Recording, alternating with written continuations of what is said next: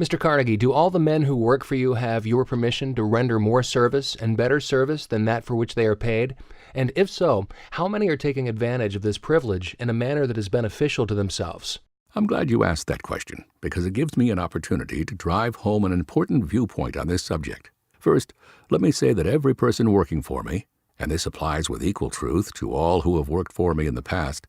not only has the privilege of doing more than he is being paid for, but I encourage all who work for me to do this very thing for their benefit as well as my own. It may surprise you to hear that of the many thousands of men who work for me, but a very small number have taken the trouble to place me under obligations to them by rendering more service and better service than that for which they are paid. Among the few exceptions are the members of my mastermind group, every man of whom practices the habit as definitely as he eats his meals. There are others among our supervisory and managerial groups who practice the habit of doing more than they are paid for, and every one of them is receiving compensation far greater than that received by the majority of our workers, although every man in my employ has the privilege of rendering this sort of service without asking the consent of anyone. As I have told you previously, some of the members of my mastermind group, such men as Charlie Schwab, have made themselves so definitely indispensable to our business that they have earned as much as $1 million